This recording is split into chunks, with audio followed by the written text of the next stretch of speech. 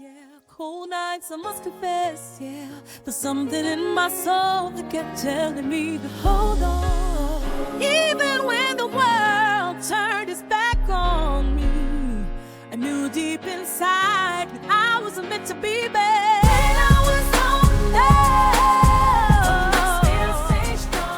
Welcome to When I Was Homeless, a podcast that shares real stories of resilience and hope.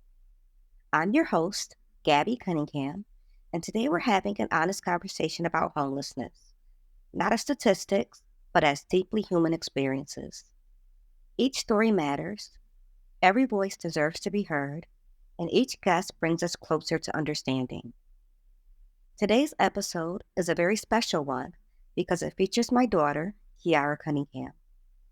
As a teenager, Kiara experienced familial homelessness, and in this conversation, she bravely shares the details of her journey, what life was like before, during, and after homelessness, and how it shaped her perspective. I want to take a moment to explain how this episode came to be. Initially, I intended for Kiara's interview to be a special edition, potentially released later in the season or as exclusive content for subscribers, should we ever move in that direction. However, due to a scheduling change, we found ourselves needing an episode for today. Another guest, whose story we had planned to share, reached out with privacy concerns and asked us to postpone their release. We honor and respect every guest's wishes because these are their stories to tell on their terms when they're ready. While reviewing what we had prepared, Kiara stepped forward and asked me to publish her episode. Her willingness to share so openly and courageously is something I am so deeply grateful for, and I am honored to share this conversation with you. Let's dive in. Hi, Kiara. It's so great to have you on the show today. How are you doing? Hi, Mom. I'm good. How are you? I am well. I am so thankful that you decided to tell your story and you want to be on the podcast. It's a very brave thing you're doing. And I also think it's powerful. It's powerful for people to hear the perspective of a young person experiencing familial homelessness, but also it's powerful for people to understand that as a podcaster, as someone who shares other people's stories, I've actually walked the walk and my children did as well. And so I appreciate you and I want you to know that this is a safe space. This is your story to tell. And we're going to go at the pace you feel comfortable going. And also, I want you to speak to me because you are a young adult as just another adult, not as your mom. I want you to speak your truth. All right. How are you feeling? I'm feeling pretty good. I got a lot of sleep last night. Had a good breakfast. What'd you have for breakfast? I haven't actually eaten it yet. It's scones and eggs. Oh, delicious. All right. So I want us to go back to your childhood. Could you tell me a little bit about your childhood? Like back when I was a baby? No, not necessarily when you were a baby, but like, you know, most people who experience trauma or homelessness, their whole story isn't that. There usually is a period of their life when things are pretty even, pretty normal. Did you ever have that experience? What was your upbringing like?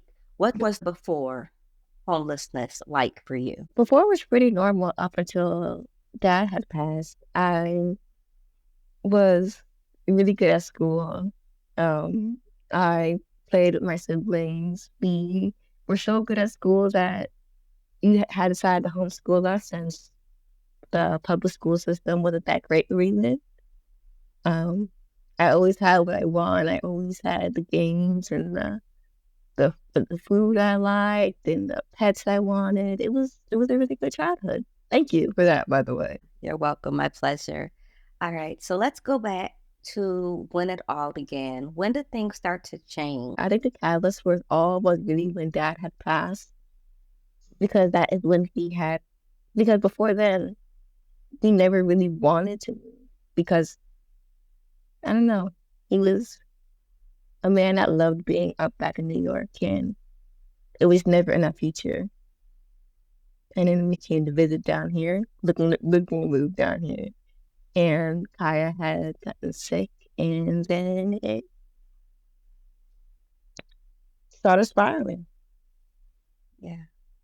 So let's talk about that a little bit more. So you lost your dad. Um, I pretty unexpectedly, obviously. I know how my husband Yeah. passed away, but let's talk about even that, because that was a traumatic experience for you.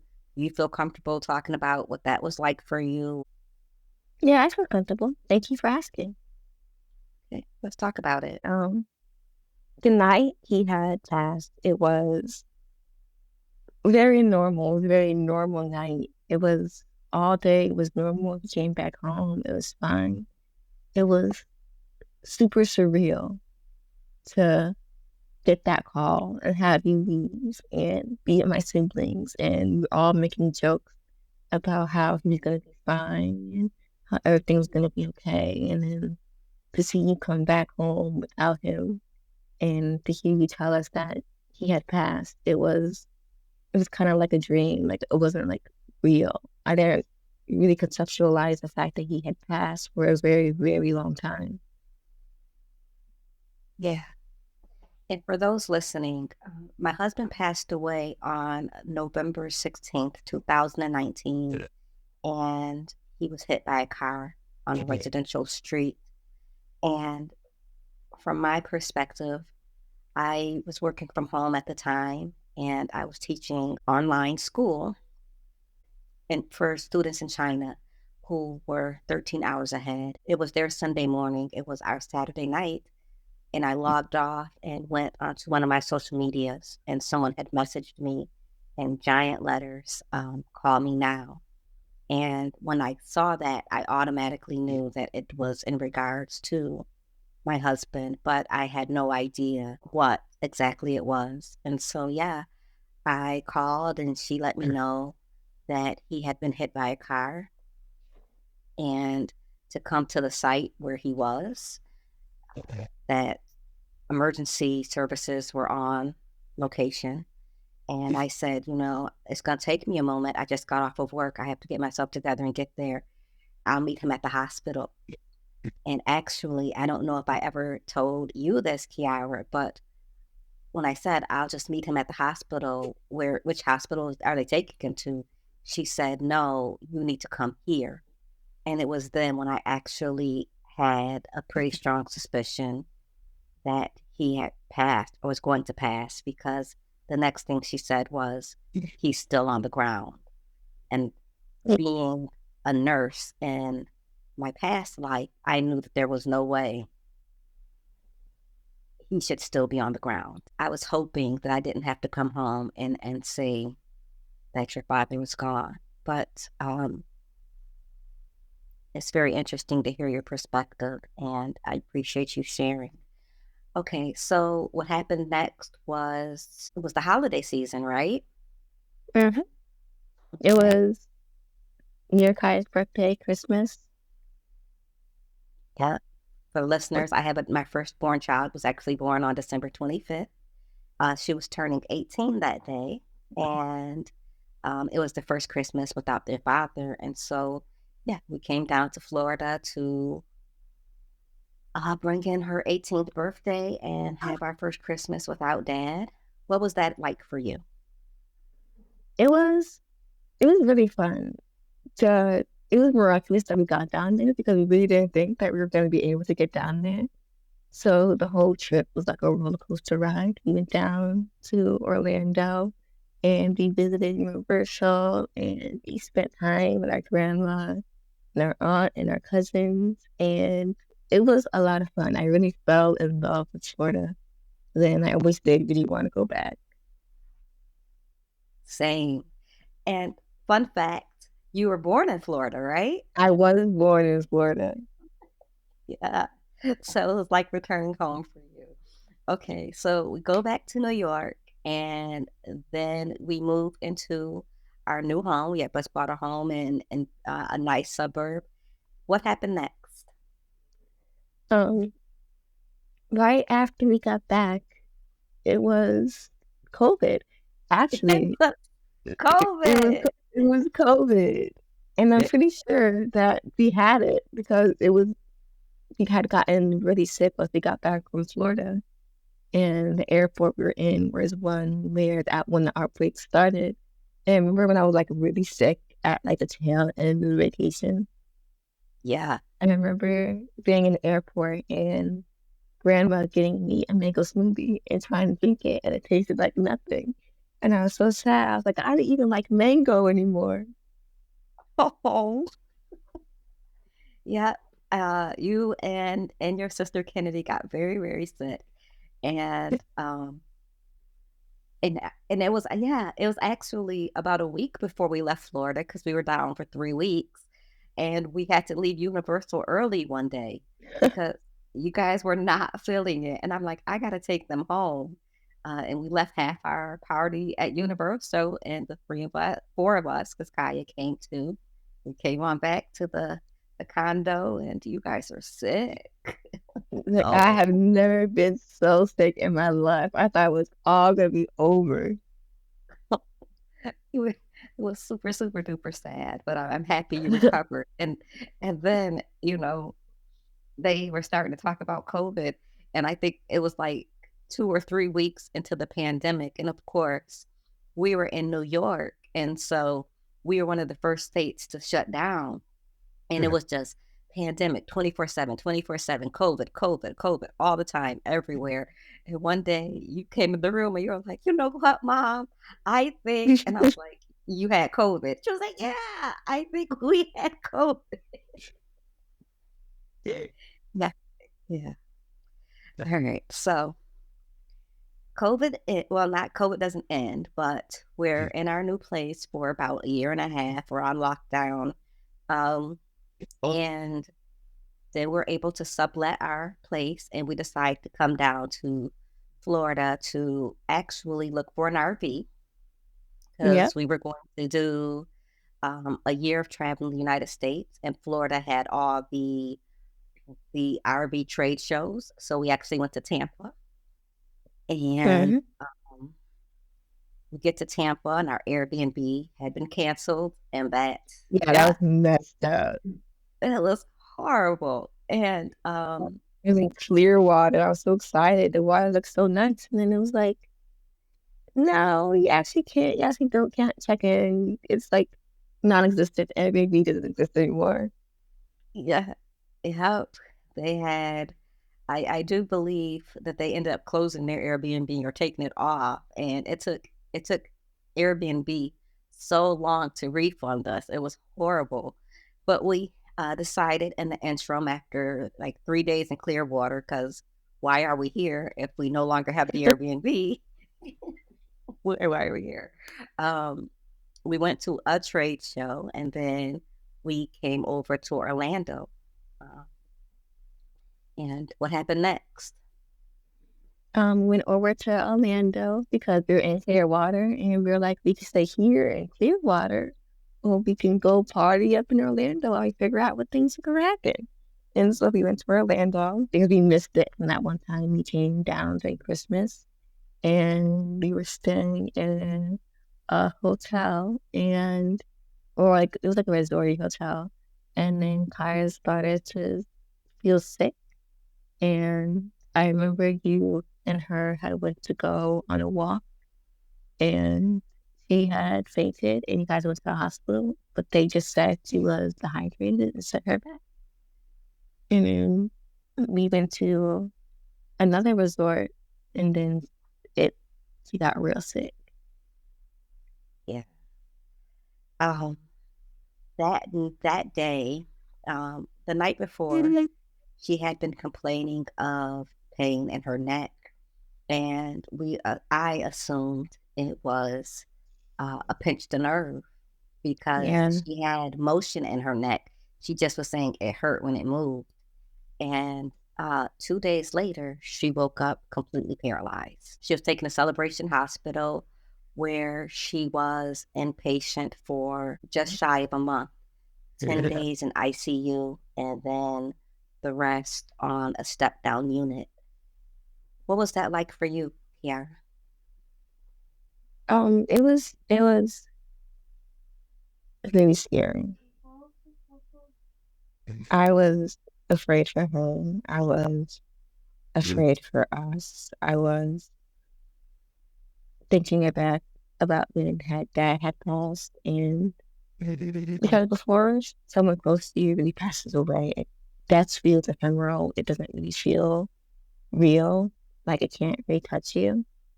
And once dad had passed, it was really shock to me. Like death is real. Death can touch anyone at any time, even my family. So that whole experience was really scary because I didn't know what was going to happen. I didn't know what was wrong. And I knew that anything could happen at any time. So I was scary because she was in ICU for so long and we couldn't visit her for so long because the place we were at was farther away from the hospital she was at until we moved to a hotel closer to her. It was a very nice one. How like when we got there, because we still couldn't visit her for a while when we had gotten there. She was in ICU for a long time. But being in that hotel, there was like a few nights after we had gotten there, we had gone down to the pool and they had done a drone show. And I think it was at that point when the drone show had happened, I finally stopped being so afraid. And I don't know why. It was just, the drone show was magical. The night was magical. There was fireworks because you're so close to Disney. And it just felt like she was going to be okay. Everything's going to be okay. Love that for you. All right. So now she's out of ICU and now she's actually out of the hospital. She got transferred to a spinal rehab center a little bit south of Orlando, North Orlando. Not entirely sure, but she was about an hour from Orlando in Mount Dora. And what happened then? Then things started to get a little rocky because we needed to go up with her to Mount Dora, be closer, but there weren't a lot of places up there that we could have gone to, and the ones that we could go to were not the best places, and they were expensive for what they were. Mount Dora is a very expensive place, and there wasn't a lot of fresh food there, and so we were eating a lot of frozen food and a lot of things from like Dollar Tree and stuff, and it started going downhill very fast. She was in there for 10 months, right? And that's a long Yes. time. And of course, we had a subletter, but also when they couldn't pay their rent, we have to pay a mortgage back home and, you know, all those things. So, what was going through your mind when you realized the situation might be long term? Um, it was a lot of regret, a lot of, I wouldn't say it was quite towards resentment yet, but I was feeling a little resentful of our situation. I was upset because to begin with, I, you know how I get so motion sick. So when you had first brought up the RV idea, I wasn't completely on board because I get motion sick. And so I would have needed to take motion sickness pills. And so I was pretty upset. Like if we never tried to get this RV, this would have never happened. You would have been up in New York or you could have stayed with like grandma. or grandpa. We could have just stayed in our house while I was getting better, and it was not a good time for me. Let's talk about mentally, because even in the most ideal situations as an adult, we sometimes struggle with mental wellness. And you were, an older teenager, but you were a teenager. What was that like for you mentally? It was just a little depressing. It was so like I have general anxiety disorder, and I'm a major hypochondriac. So being in a situation multiplied those symptoms by a lot. So I was always a little worried. I was always on edge. There was no time where I was really relaxed enough. So I would spend all day playing games, and I would spend all day laying in bed and just waiting for things to end, for things to get better, without actually doing anything to make things better or doing anything to improve myself while we're in a situation where we can't really change anything. It sounds like you felt pretty powerless. Yeah. What kept you going during those hardest moments? I know that you mentioned playing games. What else helped you cope? Um, the dogs, our Princess and Bear, they were always super cute. So I would cuddle with them and I would kiss them. And honestly, when you had told us just our life isn't over, our life isn't on pause, our life is starting. Just because we're in a situation doesn't mean that we need to sit down and twiddle our thumbs. We can go out and we can do things and we can improve ourselves and we can get up every day and change clothes and shower and do your self-care, because life doesn't just stop when things happen. And we had started to go on walks outside, and those walks did a lot to help me with my mental. Well, I'm glad. Was there a moment when you started to feel like things might turn around? There was a moment where you were doing online work and you had, I don't know, I think, were you doing the cruising stuff back then? I don't. Yeah. Yep. Okay. Yeah, Traveling stuff. Yeah. you had gotten a thing with traveling and you had booked something, and at that point I was like, this is it. This is the thing that's gonna really help us out of this. This is gonna be the thing that saves us from this endless cycle of moving from place to place and struggling to figure out what we're gonna do next. And as a young adult, not having a permanent address here in Florida at that time, I know that you also struggled with not being able to get your ID, and I know that that contributed to you feeling like you didn't have an identity. Do you want to talk a little bit about that? Yeah, being I was like 17 when we had started with the ID, so being 18, 17, 19, um, and not having an ID, being unable to get one because I didn't have a set address in Florida.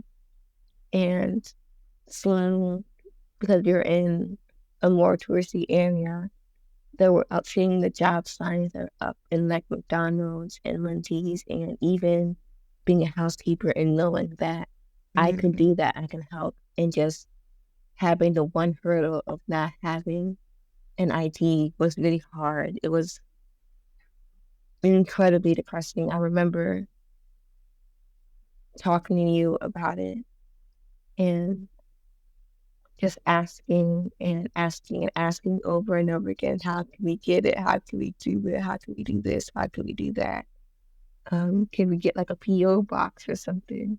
I wanted it so bad. And I felt so bad because I knew how important it was. And for those who have never been in that type of situation, having a lack of address means you have no ability to get an ID. And we did look at virtual mailboxes and virtual addresses. And it just, for us, that wasn't the solution, even though I knew in the short term it would have solved a lot of, you know, at least some of our problems. Kaya came home. Yeah. Yeah, Kaya came home. We celebrated. I love that my baby girl is home. And she continued to have treatment in Orlando. So we were still there transient for another few months as she got her chemo infusions outpatient. Then what happened? Well, she was back home, and then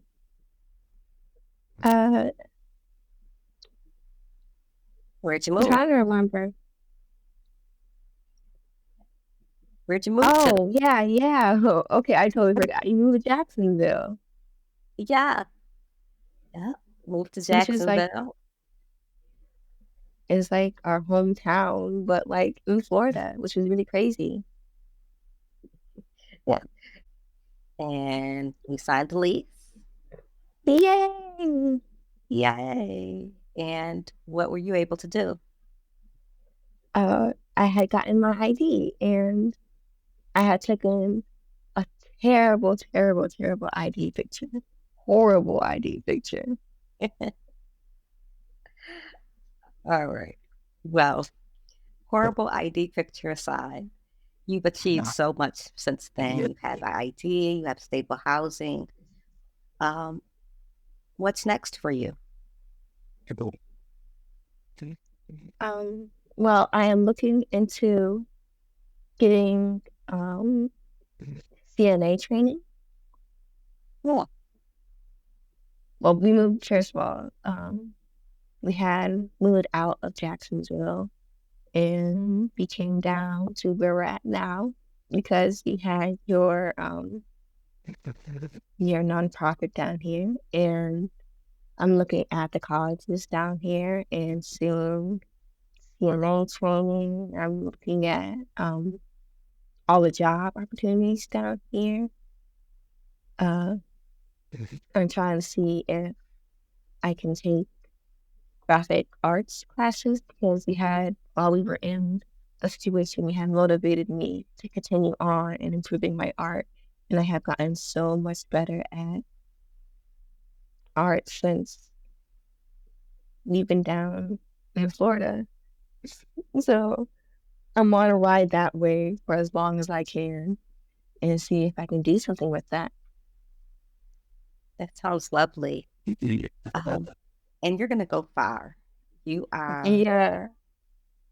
so talented and so gifted and so smart.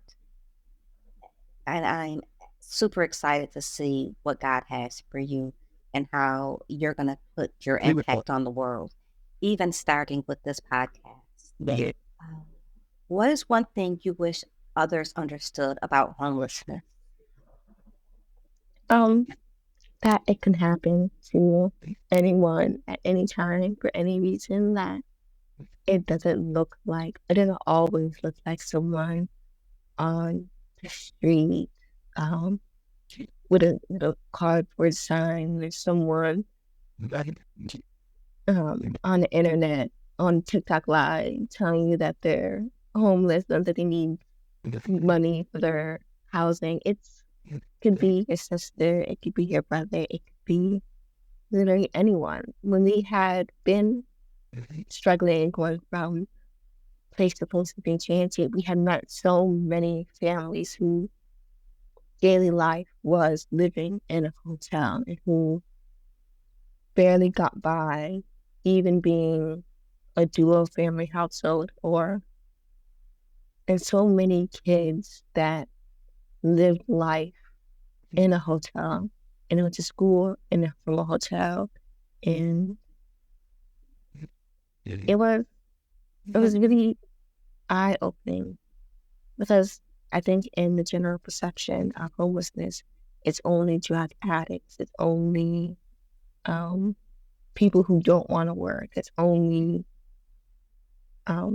alcoholics, but it's a real big, like a real thing that can happen to anyone, especially families.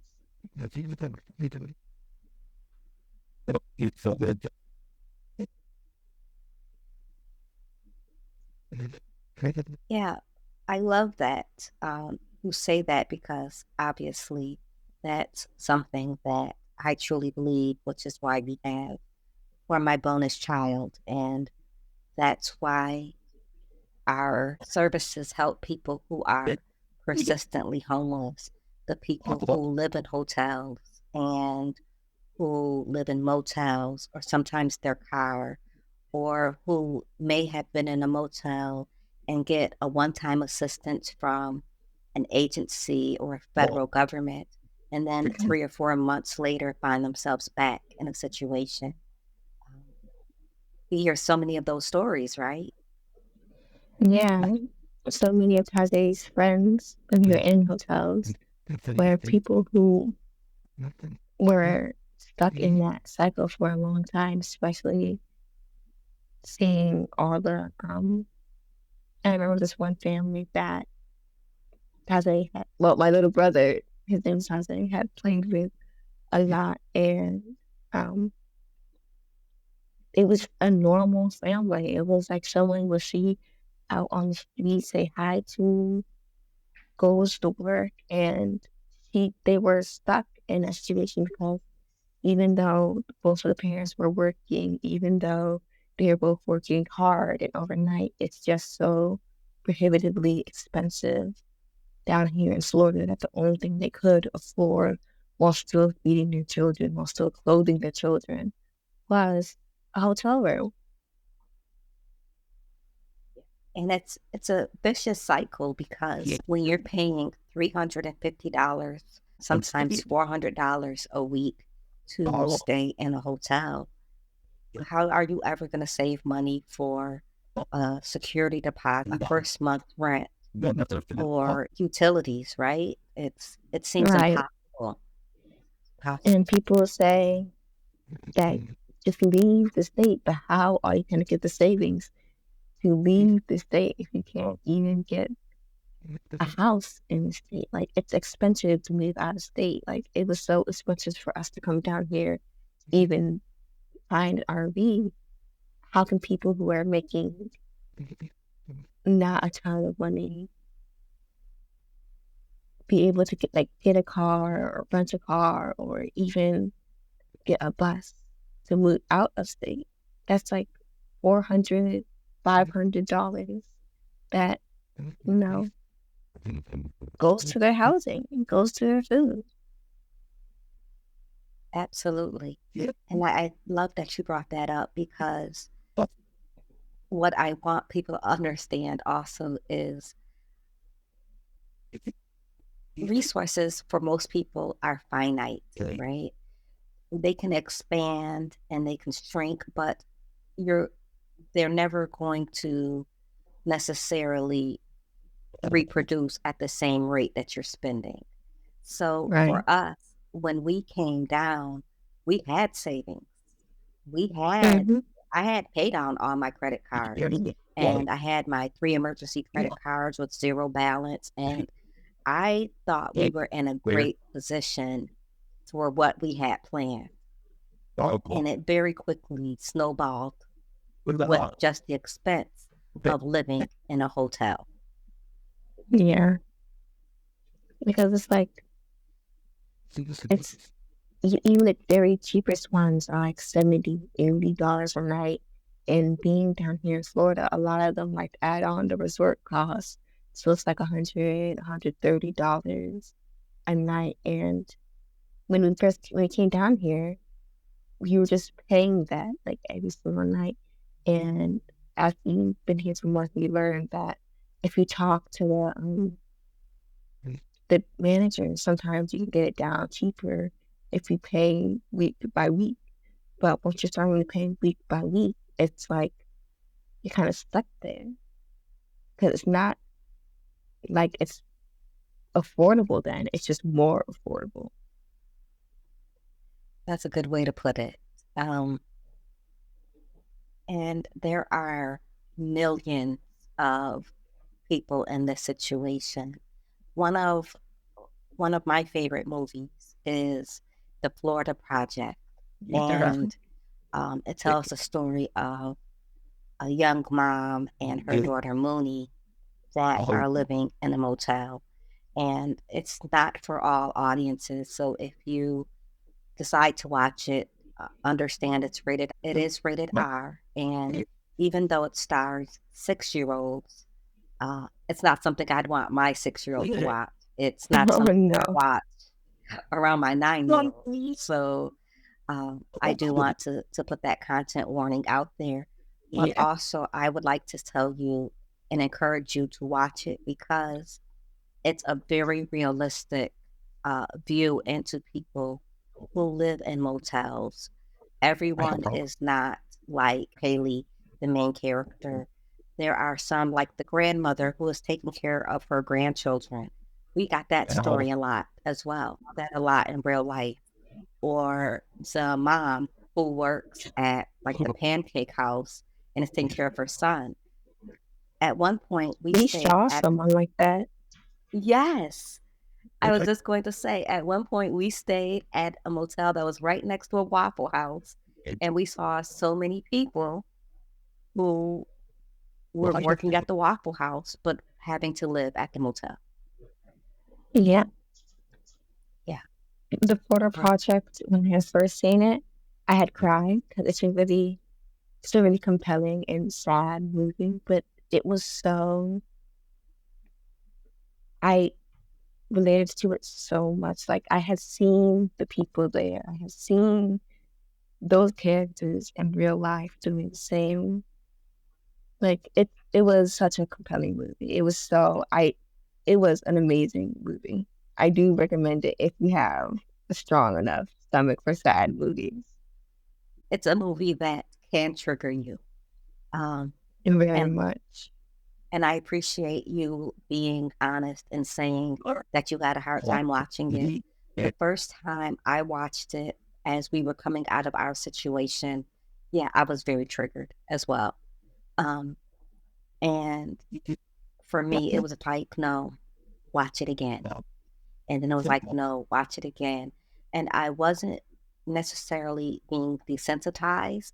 It was every time I watched it, I gained new insight, not just into their experience, but into my own experience and into the experience of all the untold stories of the people living similar lives.